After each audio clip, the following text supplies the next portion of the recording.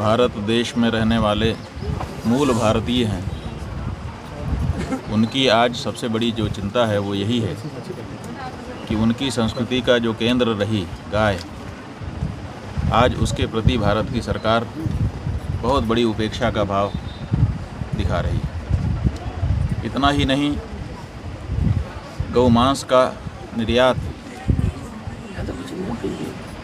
गौ हत्या को हम नहीं स्वीकार कर रहे थे, लेकिन गौ हत्या को सरकारों ने जारी रखा है। इतना ही नहीं, बहुत बड़ी मात्रा में, इतनी बड़ी मात्रा में कि पूरे विश्व में गौ मांस का निर्यात करने वाले देशों में ऊंचा स्थान, लगभग पहला स्थान अब भारत को मिल रहा है। दूसरे तीसरे नंबर पर था, अब उसकी पहले नंबर पर जाने की परिस्थिति है ब्राज़ील के बाद।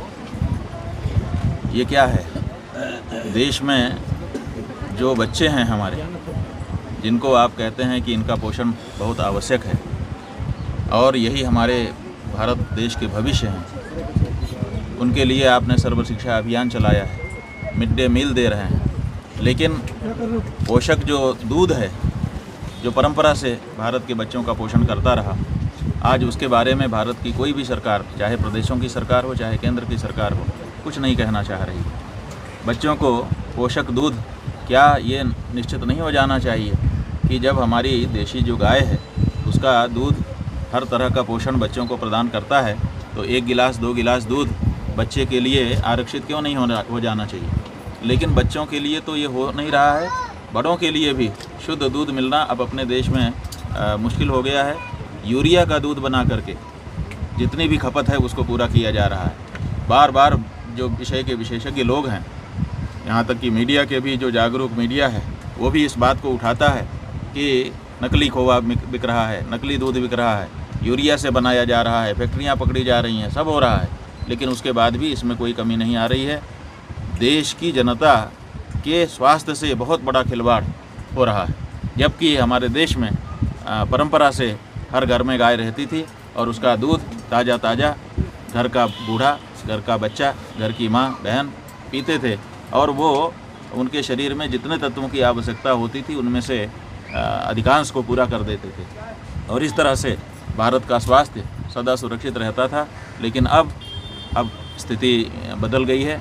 नकली दूध और नकली खोवा और नकली दूसरी चीज़ें लोगों के सामने परोसी जा रही हैं और भारत सरकार से जब ये बात कहो तो वो पता नहीं गौ मांस बेच करके उसको क्या फ़ायदा हो रहा है, इसके बारे में कुछ बोलने को भी नहीं तैयार। हम लोगों ने पूछा कि बता दीजिए कि आपको क्या ऐसा लाभ है, अगर कोई ऐसा लाभ हो जिससे देश सुरक्षित रहता हो तो हम लोग भी विचार करें, लेकिन वो भी बताने को तैयार नहीं। जो ऑफलाइन विद्वान हैं वो कहते हैं कि इसमें सरकार को बड़ा फ़ायदा कुछ ऐसा नहीं है, असली फ़ायदा नेताओं को है।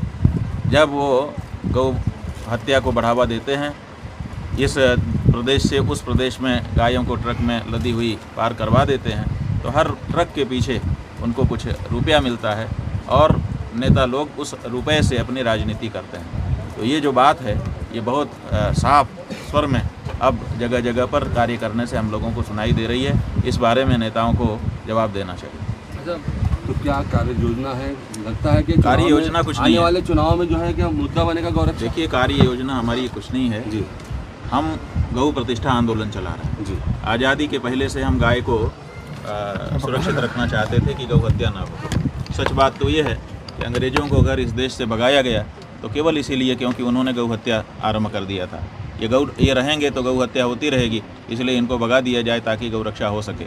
ये मूल भावना इस देश की थी। कहा गया था कि आज़ादी होते ही पहली कलम से गौ हत्या बंदी हम लोग करेंगे, लेकिन नेताओं के वो वादे किताबों में और प्रमाणों में, कागज़ों में रह करके आज बंद हैं। ऐसी परिस्थिति में जब देश की बहुसंख्यक जनता गौ हत्या बंदी की बात करती है, उसको ये सुनते नहीं हैं। आंदोलन करो तो गोली चला देते हैं या कह देते हैं कि मर जाओ, हमें क्या लेना देना है। कोई पदयात्रा निकालता है, कोई धरना देता है, कोई आमरण अनशन करता है। जो सरकारों के सामने कहने की रीति नीति बनी थी वो सब आज ध्वस्त हो चुकी है, क्योंकि कोई सुनने के लिए तैयार नहीं है। तो ऐसी परिस्थिति में आखिर देश की जनता करे तो क्या करे? तो हमने ये कहा कि देखो, बाकी मत करो क्योंकि इससे नेताओं को भी फ़र्क नहीं पड़ रहा है, आप वोट पे चोट करो। तो हम लोगों ने नारा किया कि करे जो गौ माता पर चोट, कैसे दें हम उसको वोट। आखिर हमारी भी मजबूरी है कि हमारी माँ पे जो चोट कर रहा है उसको हम अपना वोट कैसे दें। और दूसरे धर्मशास्त्र की दृष्टि से भी हम लोगों ने विचार किया तो ये पाया कि अपराधी और पापी का जो समर्थन करता है वो भी अपराधी और पापी होता है। कानून की दृष्टि से अपराधी और धर्म की दृष्टि से पापी होता है।